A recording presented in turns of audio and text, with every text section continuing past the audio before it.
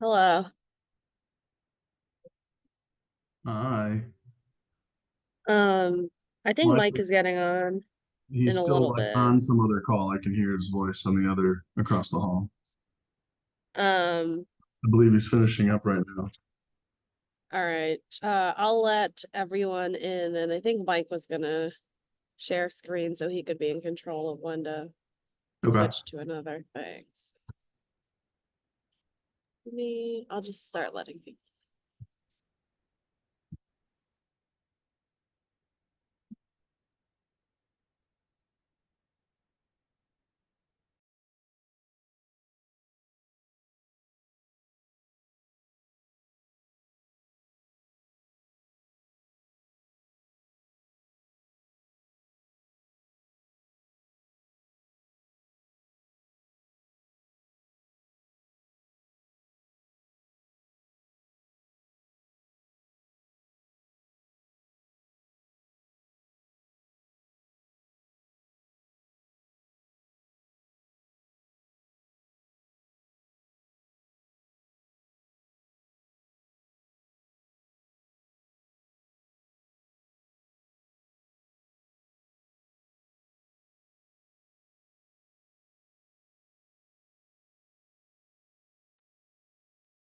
We're gonna give everybody just a few more minutes. We'll get started in probably 2 minutes or so.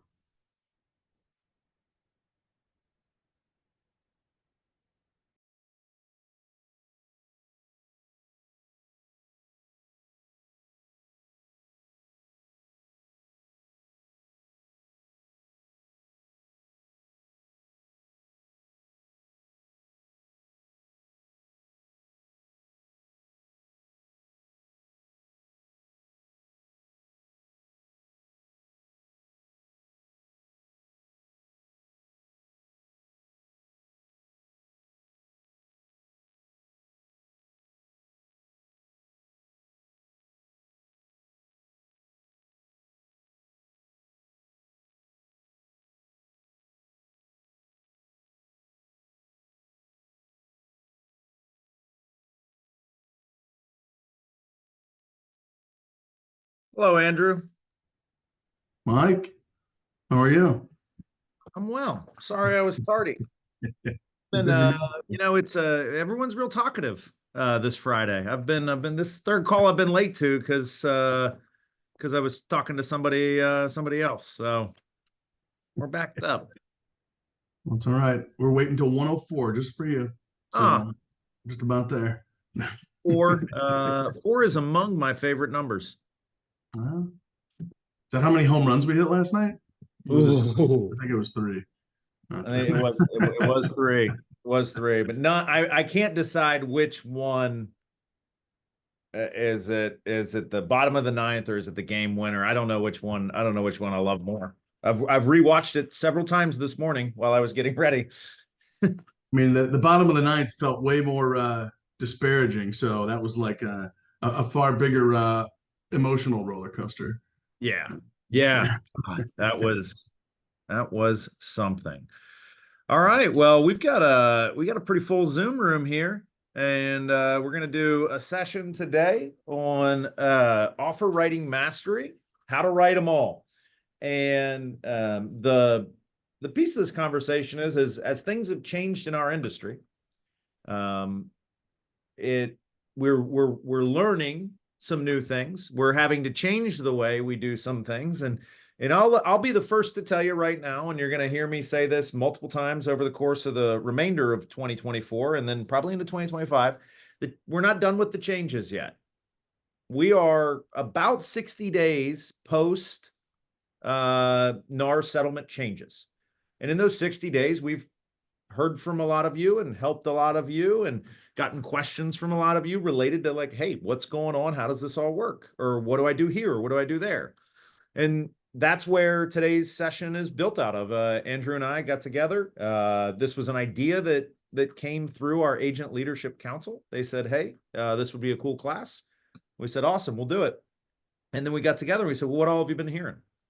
And so this content has come straight from the questions from agents, and we're going to go through some explanation and some implementation for all of you in the next 50 some minutes. Yeah, no, it's interesting. Some of this stuff is related to like industry changes, and some of it's related to market changes. Right. For the first time in a while, we're seeing more home sale contingencies and things like that, and also seeing way more contingency removals with lots of things on them. So we're gonna start off talking about commissions, and that's just kind of because it's the newest thing, and just make sure everybody's clear.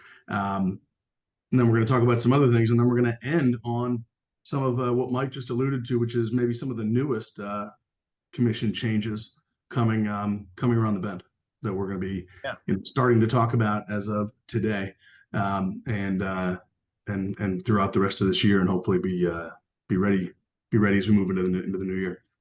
Yeah. And so if I'm somebody, Andrew, just so I want to make sure I heard you correctly, if I'm somebody who plans to be in this industry for a long time, I should expect the market to again change, even though it's changing now? It's a moving target for the most part, right? I mean, it was different in 2019 than it was in 2020, and then it was different in 21 than it was in 22, and then it was different in 22 and in 23 than it was this year, 22. So, Yep. it's changing all the time. The changes aren't always real fast, but it is. I think it's a good reminder and a testament to like a cornerstone of our organization, which is a call like this. We have from top to bottom, from left to right, really good training, education, coaching, and resources. And we're always going to be having a conversation about those things because the market is always going to change. And we want you, as the agents and business owners that choose to do business here, to be able to navigate them and win for your clients and for yourselves. And that's what we're going to do today. So, Andrew, what are we diving into first? A little compensation conversation? Yeah, we're going to start with a form that hopefully is familiar to all of you. And I want to, I guess, just go through some of the pretty frequent kind of misunderstandings that are happening, and how to resolve those misunderstandings, and then also make sure that there's one thing specifically that agents are doing that we're seeing some agents are, some agents aren't. So I believe everybody in here has probably seen this document already. This is at the end of our purchase agreement and a standalone document that's just a buyer broker compensation disclosure document that makes it real clear how much a buyer's broker's getting paid and who's paying them what, right? The first place where there's been confusion is obviously the difference between a seller paying commission versus a listing broker paying commission, because people think, well, it's coming from the seller's proceeds, so it's always the seller paying. And it's a semantics difference, but it is a difference that does matter. That those are two different things. So obviously, if a seller's paying it, it means that they haven't agreed to pay any commission to their listing broker to share with another brokerage, right? And then that's the scenario where a seller is paying. So in conversation with another agent, it's important that you just ask the question: if there's a specific amount of commission being offered, is that commission being offered out of the listing brokerage's commission or by the seller individually? Right, that's kind of the most concise question you can ask to figure out which line that commission belongs on currently. I think some things are going to change. It's going to make it a little bit easier in the future, but for now, that's what we have to work with at the moment. Because if you're going to be dealing with a listing broker who has charged 7% and they're offering 3% out of their commission, then it's going to show up there on the listing broker line. Whereas if that agent's charged 3% and then the seller's offering 2.5%, then it's going to show up on the seller line. That's it. We've had hard times navigating this, and I think some of it is there are brokerages out there that do not offer any kind of broker to broker compensation currently. At the moment, those brokers are EXP and Real in our market area. That at no point in time will any of those listings ever be offering any compensation from the listing brokerage. So that's one thing you can just know up front. Now it's navigating all the other listings and figuring out with the other agent. And the trouble is you ask the other agent, sometimes they don't know what they're saying. What I will say is it's not that big of a deal if it's not correct, because this is not this document's not like untouchable once it's been signed. If something's incorrect on here, it can be changed, it can be initialed, just like anything else in our purchase agreement when negotiation happens and changes are made. So don't worry about it if there's a misunderstanding. Just make sure the numbers are right. The line they're on isn't right, and it should be the seller versus the listing broker. We can fix that. We can fix that. Yeah, I think that's an important thing and a good reminder to anybody doing business that, look, there are people in our market that will sell 1,000 homes this year, and there are people that'll sell one.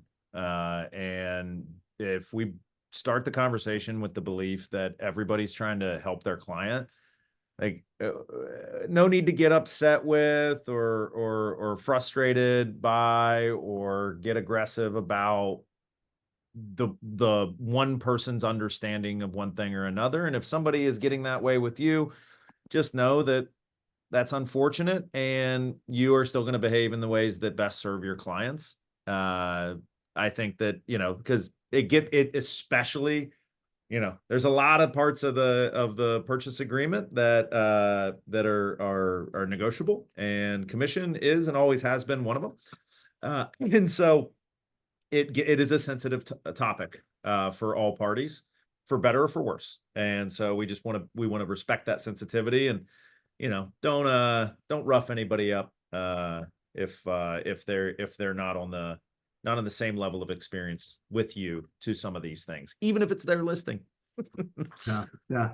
One thing, receiving something like this as a listing agent, I mean, I'm aware of 2 transactions that did not get put together and were not handled very well, that were listings of ours, unfortunately, where they received an offer that was asking for an amount of commission that was more than what they had already agreed to in a broker to broker listing agreement. And in those cases, we had agents telling the buyer's agent that that wasn't the amount of commission the seller was offered, and didn't present the offer. And that, like, caused the rift right off the bat, that they were not going to be able to work together because of understanding how this works. Right. Yeah. So the idea that because the commission's been set and it's 2% on the listing agreement, that when you receive an offer that says 3%, that somehow is an inappropriate offer because it doesn't match the commission that was being offered is just not true. So if you've come into that as a listing agent and been confused about how to handle that, like Mike said when he first started talking a second ago, commission's negotiable. It's always been negotiable. We struggle with it because the thing that didn't used to be negotiable was the amount of commission we were offering in the MLS. That didn't mean that a person couldn't have written an offer in the past saying, hey, that's great, I'm getting this commission as a co-broke from Keller Williams Greater Metropolitan, and I'm also going to ask the seller to pay me another $1,000. You could have always done that. People just didn't do it. So now it feels out of bounds, and it's not. So moral of the story is, regardless of what kind of agreement you have with your seller, if it doesn't match what you receive, that doesn't make that offer inappropriate in any way, or make that agent inappropriate in any way. So I think we have some examples here just to help illuminate for our guests. And this is you can download this document with the QR code. We'll send it out as follow-up as well. But this does a really good job of breaking down, hey, what's happening whenever, like, what lines do I use when it is broker to broker and the seller's paying the broker and the broker's paying me a full 3%. How do I draw it up? So in scenario 1, the listing brokerage agrees to pay the $6,000. This is a scenario we've got a 3% commission on a $200,000 house. You'll notice one thing to call out is the $249 that is charged on each deal is technically and legally speaking an additional commission, and so must be represented as such here. You go down to scenario number 2. It is not a broker to commission, but still a full 3%. $6,000 goes in that line, in line 12, which is the first of the paying options. seller paying a broker to broker at 2%, you'll see that listing brokerage agrees to pay 2%. And then because you have a buyer representation agreement at 3%, the 1% difference, which in this case is $2,000, should be represented on line 14 or the third pay option, in addition to, again, the additional transaction or additional commission, which we represent or colloquially call a transaction fee. And then you see that same scenario with a non-broker to broker.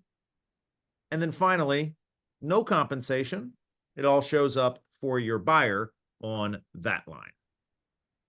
And that these commission scenarios just got dropped in the chat. So you can download that as well there, or hit the QR code if you're on your phone. But this is meant to be a just a quick guide into like which situation. So scenario 2 would be if I'm writing a listing and the seller's compensating for an EXP or real listing, right, Andrew? Yeah, and keep note that it could also be a Remax listing or a Keller Williams listing, but always on an EXP or real listing. They're the only two brokerages I'm aware of that do not have any sort of broker to broker compensation. Okay. Yeah, so it could show up elsewhere in those situations. We now know why there's it two could lines. be number 2 in with other brokerages. That's all I'm saying. It's just those are the only two where it would have to be that. One thing that's important to note about number 5 is this. I keep hearing this, and it's like a mindset shift where, you know, the way even Mike just broke it down was like where there's no compensation being offered, then the buyer pays it. Like the buyer never pays it unless they want to pay. Mm-hmm. I just want to be clear on that. Like if you can't put a deal together because of the commission, it's the buyer's choice to not buy that house. It's not a matter of like, oh, well, I have to pay. Like at no point in time do they ever have to pay. They just can't buy a house where they can't work the deal out where the seller pays it. That's all it really means. Got it. Awesome. Anybody who has a question, feel free to just unmute if you need clarification. One thing I'll ask everyone, just pause on downloading that in putting this together. The line 15 should actually be 6,249 in each one of those. And so to represent that additional commission showing up there. So we'll get an updated version. But just know line 15 is simply the sum of lines 12, 13, and 14. But so we'll get another one currently under construction. Moral of the story there, definitely important that additional commission shows up because it is a commission. It's not something else. It is a commission. It is an amount of money we're being paid to represent the buyer, which makes it part of the compensation to a buyer's broker. Yeah. So any questions about these 5 scenarios? Hi guys, I have a question. It's Jill. Hey, Jill. Hey, Jill. So if the buyer representation agreement was 2% and the listing brokerage was paying 3%, what happens to the extra 1%, though I'm not entitled to it? Great question. So it would either stay in the seller's pocket or it could go to the buyer. You cannot be paid more as a buyer agent than what is agreed to on your representation agreement. You can be paid less, but you can't be paid more. One thing I will say that is in correction to things I've said in the past 2 months is there's some originally there was no real guidance around whether or not agents could change compensation or agency agreements with their buyers. That in the last 30 days or so has been made very clear by NAR as well as plaintiffs' attorneys that if at any point in time these buyer agency agreements are being revised upward, that's inherently against the spirit of the changes. So do not ever change your buyer's agreement to match a higher amount that's being offered. I just want to get that out there because I have definitely told people otherwise in the past when this first started. Yeah. And I think that it is, let's just drill down. We'll take the lawsuits and plaintiffs' attorneys and things of that nature out of the equation and just say, your value is determined by the service you provide, and you should charge an appropriate amount for that. You in this awesome industry that we're all a part of get to decide what that is.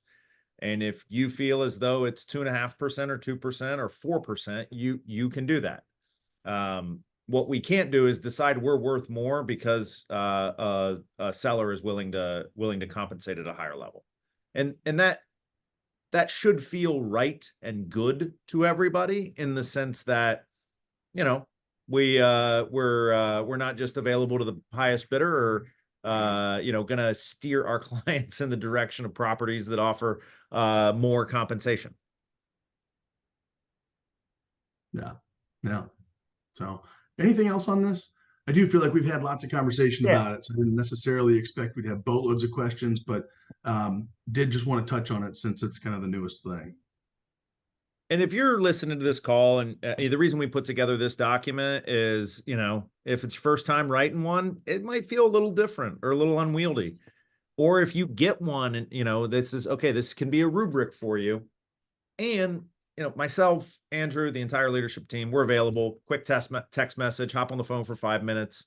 We'll get you sorted. All right. One quick question, if I may. Yeah.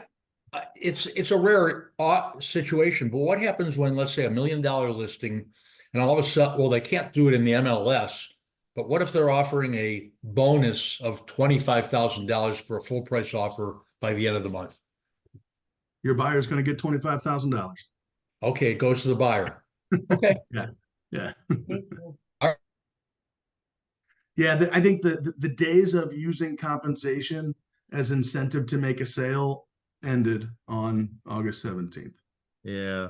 So now those incentives, think of it more like the incentives that a builder provides, right? A builder provides a free finished basement or something along those lines, right?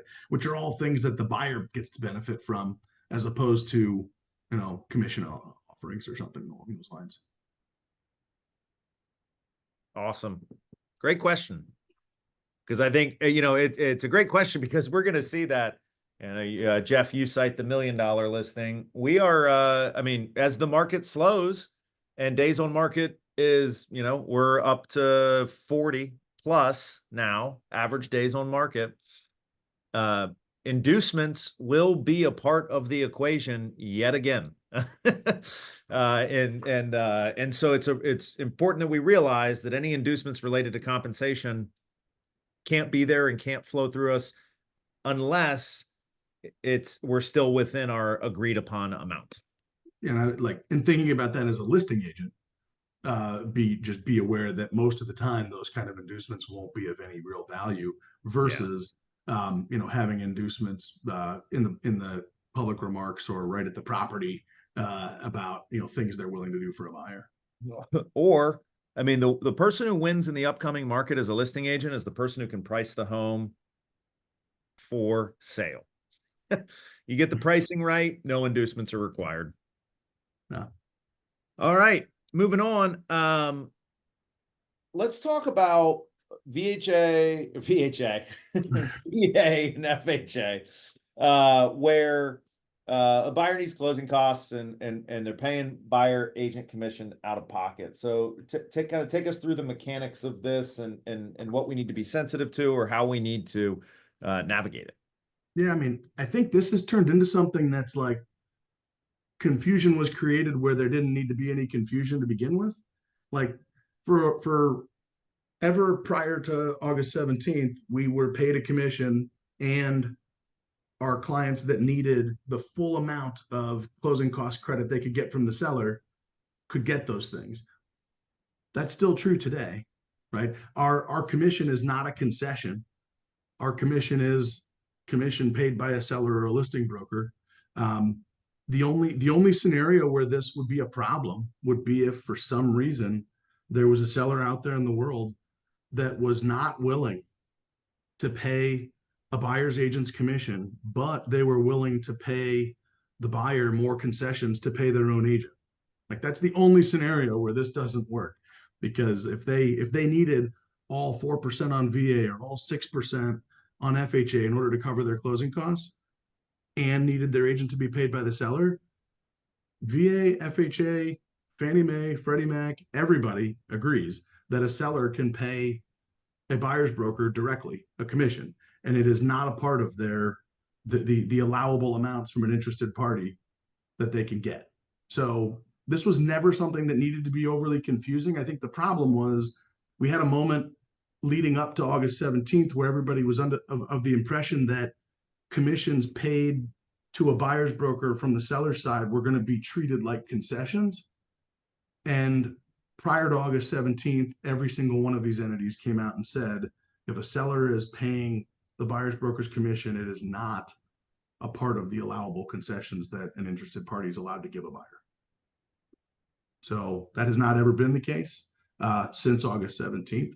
So there's no issue there. One thing too is I think everybody knows, but if not, now you'll be some of the lucky few that will get to know. Now VA does allow buyers to pay their agent's commission. So that is just as possible as it would be with an FHA buyer or a conventional buyer where it was not before. That does include the additional commission fee that can now be charged to VA buyers, where previously that was one where just as a brokerage, we never collected it because it wasn't allowed to be paid by the VA buyer. They are allowed to pay buyer broker commission fees now on their side of the settlement statement. Awesome. So does everybody get what I'm saying about all this? Is there any confusion at this point in the Zoom room about that? Doesn't sound like it. Good.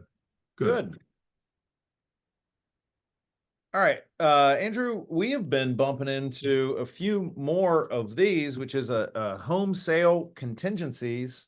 What exactly is that, and how might I use it to help my client do what they need to do? Yeah, I mean, for most of our agents in our office, just as a cross section, I think most of them have never seen a time where you could get away with something like this. But I've got one under contract personally right now, so it's happening again. But this one, unfortunately, this is not a fantastic document, which I will take blame for, and we will work to make it better, especially if it's going to get used more often. But it's important to understand what some of these terms mean. So to create a baseline, what this document actually does is create an opportunity for a buyer to have a house under contract and have time to get their house sold. And by sold, all I mean is under contract, right? So at the top there's some basic information, and then you're checking whether it's actually listed or will be listed. Our form generically says 3 days. That 3 could be anything that everybody agrees to, but it's not it's not fillable. You'd have to change it. But note that contingency period that's right down below there. That is the amount of time that a person has to get their house under contract, right? And then they let the other party know in writing, and at that point, that contingency is removed. But what's not removed is the fact the house still has to sell. So the reason I bring this up is less about the mechanics of this exact document, more about the things that you're talking about with your own client, whether you're a buyer's agent or a listing agent, writing this or receiving it. And then what you're telling your clients about what it means, buyers and sellers, right? Because we've had this get misunderstood a number of times in the last 6 months, with people writing a contingency period of like 45 days, which makes me think that the buyer's agent may have thought they were writing it as a closing period, not just a marketing period. But that's not the way this is intended. So it's important that your seller understands that when you're representing the seller, because if you accepted a home sale contingency for 45 days, that means that buyer's got 45 days to get their house under contract. So that's a long time for somebody who thought the 45 days was the last day before it would need to be able to close. So that's been like the biggest discrepancy that I've seen with this document and this agreement. with people using it for the first time, is just understanding that that contingency period is a marketing period, not a full sale period. Other thing on this document that's misunderstood is the secondary offer section. Unless you start lining stuff out on here, which you could do, you could remove that secondary offer section completely, in which case the seller's fully obligated to give you the amount of time they agreed to sell your house. But that secondary offer section clearly states that if they get another offer, the buyer's got 48 hours to remove their home sale contingency or not. And the or not means that they sign a release and the seller moves forward with the new person.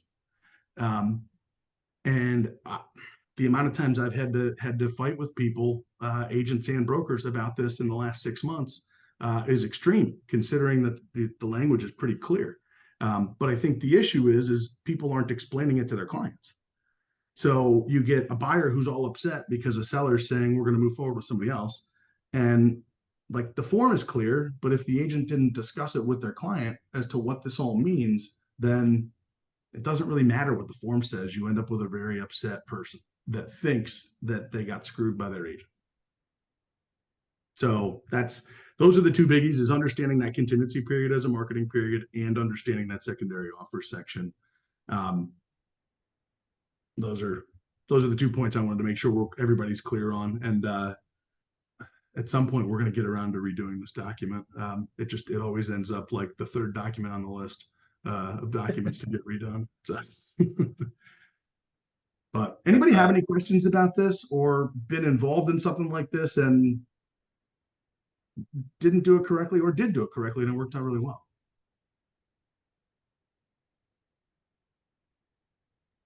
Nothing? I've Okay. used Alright. it before, and fortunately, they have worked out good. You have used it and it worked out well? Fortunately, yes. Good. Were you clear with your clients on what some of these things meant, like what that contingency period meant and what that secondary offers section was looking like and all that? Yeah, I think so. I think I had a pretty clear understanding, and everyone understood. Good. Next, I mean, buyers really feel burned when they're like 18 days in and they've already done inspections and stuff, and then the seller comes calling and says, "Hey, sorry guys, we're going to move forward with this other offer if you guys don't have your house sold or can't remove the contingency." And then the buyer's like, well, they turn to their agent and they're like, well, why didn't you tell me this was going to happen? And it's right there, but they're not explaining it. Andrew, Yeah. hey, so it's a lot of conversation with the buyer and the seller's agent.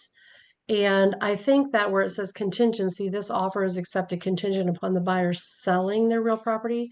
I think a lot of agents or buyers get confused that selling means closed. Mhm. So I have done addendums in the past saying that it would be that the buyer's property shall be closed within a 30-day period, and all inspections and escrows shall begin at the time that the buyer's house goes under contract. Like I always had to do an addendum for those pieces and parts to work with the escrow pieces within the purchase agreement. And then also, I don't think that the word closing on the buyer's property, I ever read that in any document. It's always just selling. So I think that that's a miss, that we need to put a closing period. Well, or I think that either that or a marketing period, just to name that contingency period what we're trying to name it. For sure. But and to be clear, our document, you can just barely see it. We zoomed in, so you'll be able to see most of it. But that very last sentence that's partially cut off there, that sentence does make it clear that timelines for things like inspections and loan application are from the time of acceptance of this agreement, not of the buyer's house being sold. So you could change that to say that the buyer's not going to do any of these inspections until their house is under contract. But what the document currently says is that they're going to start doing those things as though there was no home sale contingency, as though it was a normal transaction once that contract was accepted. So do note that, because you need to change that if you were going to use this document as it is today, and you didn't want to start inspections until after your house was under contract. So, all right. let's move on to the next one, which is I feel like an underutilized form. This would be a much easier way if you could get agreement from everybody than a home sale contingency. Just because all the feelings that get hurt around a home sale contingency don't apply with a concurrency, because right up front everybody is told that they don't really have any rights, which I feel like is much less confusing. So for those of you who are unfamiliar with the concurrency and the amount of people that seem to think concurrency and contingency are like the same, or sometimes they kind of have them in reverse as to what they are. You can use this to your advantage with the right kind of buyer and the right kind of seller, I think, as opposed to using a contingency. And all this does is create an agreement for a race to see whose house sells first. That's really all it is. You sign a purchase agreement and this document, and it just says, hey, this purchase agreement means nothing until the buyer's house goes under contract. And if the buyer's house goes under contract before the seller's house goes under contract with a different party, then the seller's obligated to deal with them on the terms that were just agreed to. And if the seller's house sells to somebody else before the buyer's does, that agreement's just completely void and doesn't mean anything. So pretty simple. This one, like I said, I think there's far less opportunity for feelings to get hurt and for confusion. You will notice on here that, again, inspection periods, earnest money, all that stuff starts at the time the agreement with the concurrency is accepted, as opposed to at the time the buyer's house goes under contract. But for some reason, I feel like people aren't aware that this exists, and they just go straight to a home sale contingency. And I think in certain cases, this can be a as good or even a better option. Just kind of depending on if the seller's house has a very high likelihood of selling or not. So a lot of times, like a move-up buyer that's selling a $400,000 or $500,000 house and wants to buy this $800,000 house, like this might be just as good of a document, and there's less heartache and less moving parts. Andrew, do you have to put in the private remarks on the MLS that the listed home currently has a concurrency offer on it? You can No, just, because a concurrency doesn't give that buyer any kind of a first right of refusal or anything. okay. Whereas that the reason why you have to reflect the home sale contingent contracted property as contingent is because a buyer can't show up and write an offer and be the primary buyer until the other buyer doesn't proceed for 48 hours, right? So in that scenario, when you accept a home sale contingency, you have to reflect that in the MLS, because that property has like a first right of refusal almost from some other buyer that already has the rights to buy that property. In this case, the buyer has no rights to buy it until their house is under contract. So any questions about this? I feel like for some people, this might be the first time they're seeing this document. It just pretty much never gets used. But I think it could be valuable if people know it exists. So would you use it just to state interest? Is that really sort of the point? I would Without all say, the extra again, like, baggage?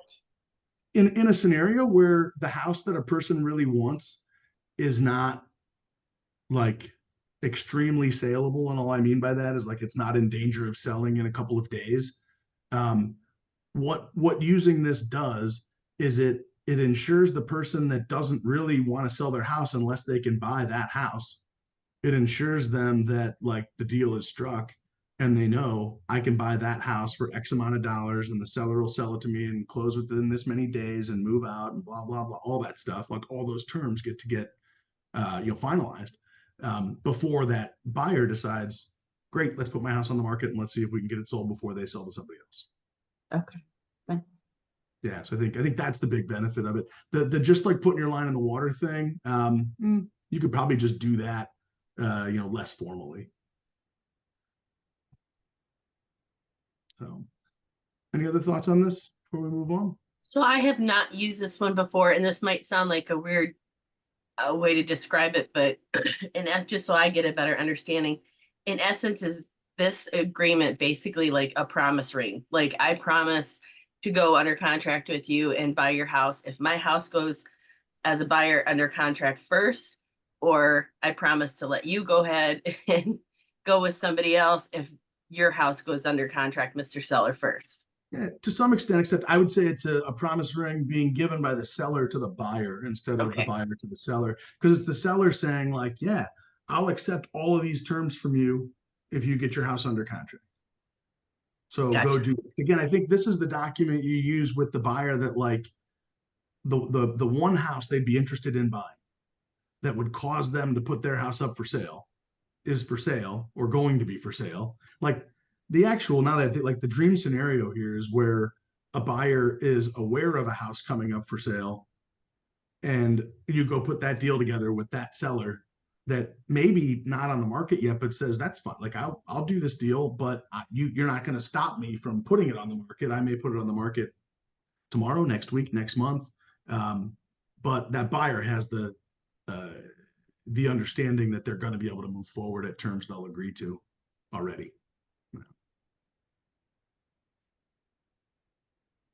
Okay. All right. All right. So for those of you that have listings frequently, I'm sure you're seeing that post-inspection period as a moment of negotiations where that wasn't the case a couple of years ago. I feel like every listing I've sold in the last 12 months, for the most part, and not every single one, but for the most part, every single one, there's been something, even if it's just like a generic money grab from a buyer saying that they want $2,000 or something. There's been something on almost every one of them. And so I'm starting to see a lot of agents having problems with agreement around things that were previously agreed to, right? Where a seller agrees to fix this, make that repair. It's all related to repairs, not credits. And one of two things is happening that we need to be really careful of. When you're the buyer's agent, you need to make sure that you guys have real clarity around the repairs that need to be made or a say in the repairs that are going to be made. We've had some fairly generic things written recently that just gave the seller the latitude to hire a contractor that specializes in whatever and have them come look at it and make the necessary repairs. And then that contractor shows up and says, this all looks fine to me. And then no repairs get made. And then the buyer's all upset. And rightfully so. I mean, if they're of the opinion that there's a problem, it doesn't necessarily, like, I think of electrical repairs. This is like, there's a lot of electrical repairs that, depending on the electrician you call, they're going to say, yeah, this is normal for this kind of house. There's nothing wrong with this. Whereas the home inspector may have, told them that, we're in danger of a fire any moment here because of this, knob and tube that's in insulation or whatever it might be. So you need to make sure that what you're writing is accomplishing the goal of the buyer. And like, let's use the knob and tube and insulation as the example for now. If that buyer is of the opinion that that's a very dangerous situation, writing something on a contingency removal to a seller to the effect of seller to hire a licensed electrician to inspect the knob and tube and make sure it's safe. That's not going to resolve anything for your buyer if that electrician comes back and says, yep, this is all good, when they've already been told by somebody that they view as an expert that it's not good. So get the actual repair very specifically, or better yet, don't ask for the repair, get an electrician out and get a scope of work from the electrician that your buyer will agree to and make that the ROC, that scope of work specifically. And on the buyer side, better yet, is just to get the closing cost credit all the time, as long as the repair is less than their closing costs. Far better to get $2,500 to make electrical repairs than let the seller be in charge of those electrical repairs. So, and that goes with anything. I just keep talking about electrical because that's a really common one, but it could be anything. Now flip that on the seller's side. If your seller's agreeing to repairs that you aren't like pretty certain what those repairs are, don't agree to them. Make sure that you have someone come out and look, say, hey guys, this is great. Thanks for the contingency removal. Let's extend the amount of time that we have to get this done and in writing from 3 days to 7 days. And we're going to have a contractor come out and look at this stuff and make sure we know what we're getting into to be able to make the repairs. because we've had some sellers lately get very upset about the fact that they agreed to some repair, and then they find out that what they, without talking about it with anybody, must have assumed it was a $1,000 repair, and then they get an estimate for it and it's $3,800, and now they're all upset about it. So again, on the listing side, don't agree to things that you're not very certain about kind of what you're getting into. And again, on the listing side, I would say best case scenario, give a credit. Don't make repairs that can get disagreed with after they're done, and then people are upset. Because we're gonna continue to see lengthier and lengthier contingency removals. So it's really important that we handle these things well, because we will lose our past clients very fast through that inspection process. Yeah, I mean, if you can't get Andrew, would you say, hey, if I can't get a full concession, should I negotiate on the ROC as the listing agent, of an amount to not exceed, agrees to repair? You could. I think that's probably something that a buyer is going to get real uncomfortable with, because they're not going to be familiar with what the right number is. I think the best answer is going to be if we're talking about serious repairs, I think the best answer is for both parties to have somebody look at it. Mm-hmm. And then what hopefully will be discovered is that they both say the same thing and it's a similar repair. If it's not, then you've got to negotiate that. But ideally, because if the seller is the only one that gets somebody out, and then the buyer's unhappy with it, they're going to make claims that the seller had their brother's friend come and they screwed them and this and that. And they're going to make up whatever story serves their interests. So you don't want them to have that opportunity by any means. So that's why the first thing I said before about getting people out to look at it before you get agreement is, again, extend that agreement period, because our contract and almost every other contract says that the buyer and seller have 3 days from the time that the seller receives the ROC to come to written agreement, or else there's just no more contract. So extend that period, get some people out, make sure everybody fully understands what they're getting into, and then you can negotiate fairly, right? Yeah. Where both parties are clear on what's coming. It is funny because it is almost as though it's turning on a dime. We went from nobody having any inspections to the inspections being done and the resulting ROCs basically requiring that the house be restored to brand new condition. Which it's just what your clients will potentially, like when they start, and for us as agents, right, if we haven't had to walk people through inspection reports or explain what is creating awareness versus what needs to be addressed, it's really valuable to have that conversation. Just like, I mean, it can be no different than a buyer consultation appointment. Okay. Hey, we have the inspection report back. Let's set up a time. We'll hop on a Zoom. I'll walk you through everything, instead of just hitting forward and letting the panic set in for our clients. Mm-hmm.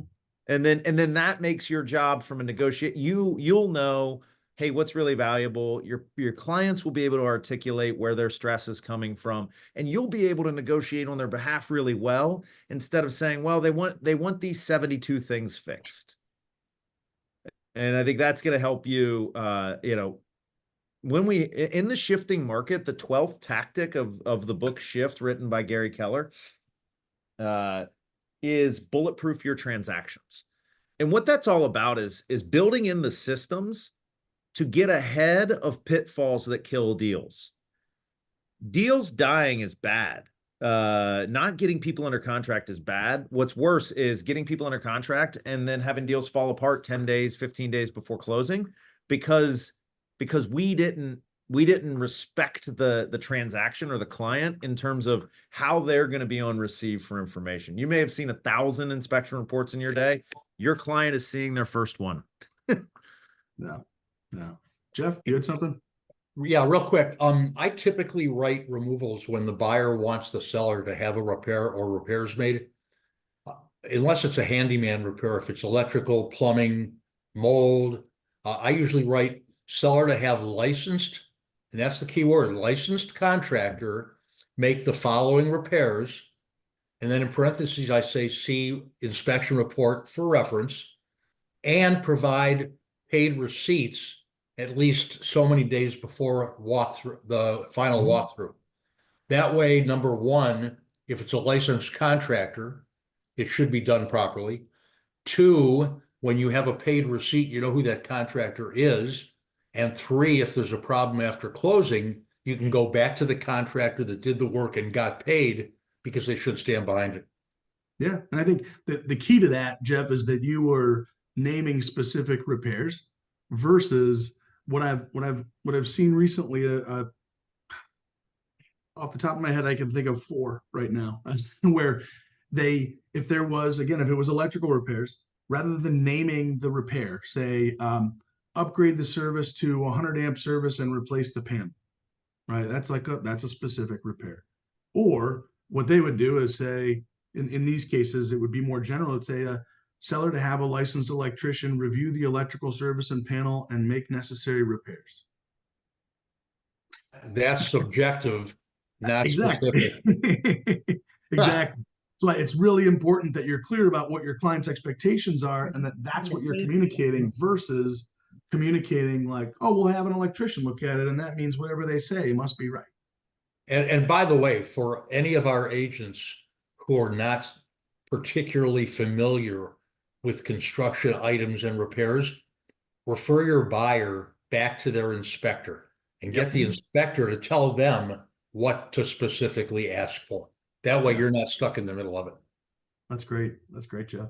I appreciate that. All right. Any other, we got one more thing we want to touch on before we wrap this call at the top of the hour here. So, any other questions about contingency removals and things of that nature? Awesome. All right. Andrew, All right. as Back we to- look back to some more changes. downrange, the changing landscape for compensation in our industry. Yeah. So we, in I forget, early August, I believe, rolled out 2 new listing agreements. One that was, similar to the way it was done before, which is, charge your seller X and offer a piece of that X to any broker that shows and sells your listing, or a split compensation listing agreement that basically lays out here's what you're going to pay me on the listing side, and the buyer side is to be determined. Didn't need to be made specific by any means, but that would be negotiated and paid separately. What is coming is no more broker to broker compensation. I think we could be as little as a month away from that, and be forced into it, or we could be sued for it in the future. So either way, we will not be doing it anymore. This is going to be a bit of a progression. This isn't like today is the day that we're not doing it anymore. But for any of you on this call that are still exclusively using the listing agreement that calls for broker to broker compensation, start getting familiar with the split compensation one, because before the end of the year or by the end of the year, it's going to be the only one available and the only one that we'll be using. And in addition to that, we'll end up changing the document we started with today, and not receiving any commission from listing brokers as well. So anybody have any I don't know. I just kind of just made a statement. I don't really. Anybody have any thoughts or questions about that right now? I can go into why if you'd like, but Sure, we'd love to hear it. Wait, does that mean we're gonna be like EXP in real? we're going to be like Keller Williams Goodman Metropolitan. No, yeah, we'll be in that same camp. Yeah, the same And camp. the issue is at this point, the plaintiffs' attorneys that have already won lawsuits have have made it very clear that their next target for lawsuit round number 2 is broker to broker compensation and the kind of conspiracy that creates. So I see no value in remaining doing it. There's no upside, certainly. There's only downside. We're already at a place where people are misunderstanding broker to broker compensation as seller paid compensation anyway. So I don't see a disadvantage there at all. And it'll potentially even make things a little bit easier to understand when there's not a choice of whether you're getting paid as a buyer's agent, whether you're getting paid a commission from a listing broker versus a seller. But yeah, the primary reason behind it is because that appears to be the next round of lawsuits. Or, I mean, as soon as November or December, we could be told by Department of Justice that it's not allowed anyway. So that's why I say, I mean, we could be forced into this or not.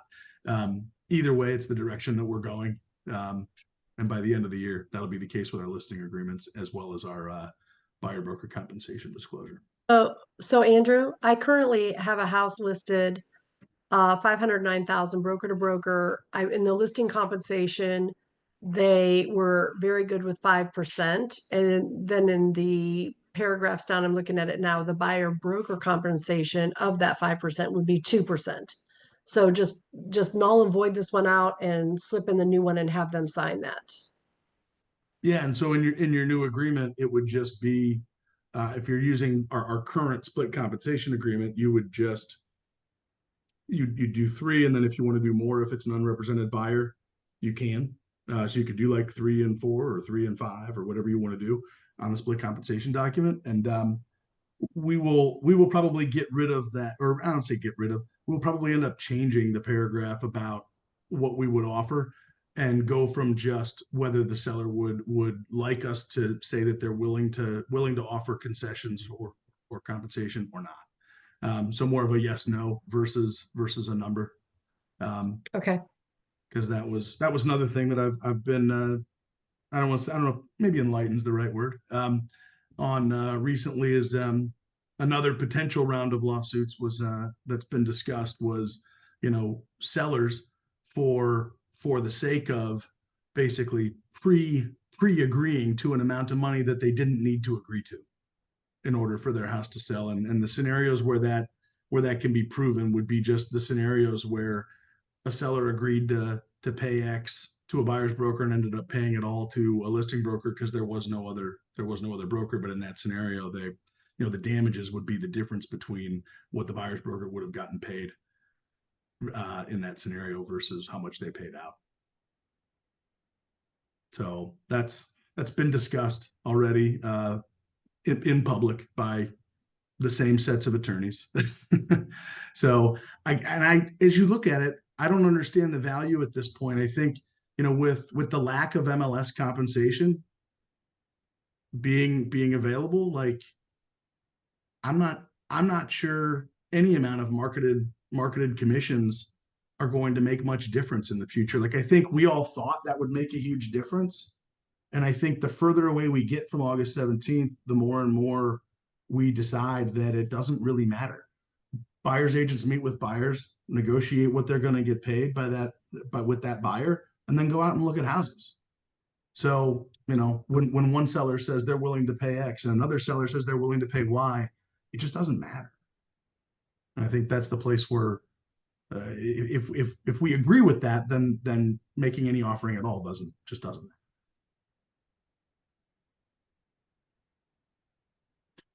That's where we become educators for our clients on all of the things that can happen as a result of listing your house on the market. And we're going to start to receive offers. And those offers are going to include things like, we want you to pay our agent. Or they might include things like, we don't care if you pay our agent, we're going to pay them. Or we want you to help. There's a finite number of scenarios. And what's really fortunate is we all have each other and things like this where we get to share what we're seeing, what we're hearing, what we're feeling, what we're thinking, and what's happening out there. so that the first time you see it doesn't have to be the first time that you think about it. And that is a marker of a true professional, is that preparation for things that we may not have already experienced. No, Awesome. well said. Well, I'll say this again. If there's anything that was, you know, a little bit confusing, or, hey, I was in the car, I couldn't unmute and ask, or whatever, shoot us a text, shoot us an email. If you run into something that wasn't covered here, or you're in the line of fire and you need somebody to talk to so you can get a contingency sorted, please let us know. We're here to help. Will a link be available for this recording for agents that were unable to attend live? For anybody but you, Jeff, we're gonna just take you off the email distro since you were. I'm okay. I'm okay with that. I was here live. Semi Oh, live. of course. And just a reminder, if you go to YouTube and search Keller Williams Greater Metropolitan Training, every single training we have done for about the last 4 years is cataloged there. Some of them have literally tens of thousands of views. Because agents use it, and we don't even know who. Some agents and other companies, maybe other states, use them to learn how to do things in the ways that our agents do them. But yes, it will be made available in. We typically have everything up within a couple business days of a training. So miss a sales meeting, go there on Wednesday or Thursday. It'll be up. You can get up to speed on anything and everything. I'm obviously not unbiased, but in my interactions with agents from other brokerages, our brokerage has offered and our agents have received way more training, discussion, getting prepared for all of this stuff and all the changes that will be coming than almost anybody I've dealt with. So kudos to all of you for putting this all together, because it benefits our agents, our clients, and the industry. That's great to hear, Jeff. That's great to hear, because I feel like I see a big cross section of people that are hearing about these things for the first time, and people and then people who I feel like are doing a better job than we are. And so it's interesting. It's always good to hear that we're near the top. That's good. Thank you. All right. Yeah, our Cool. pleasure. All right, guys. Thanks, everybody. Have a good weekend. We'll see you. Thanks so much.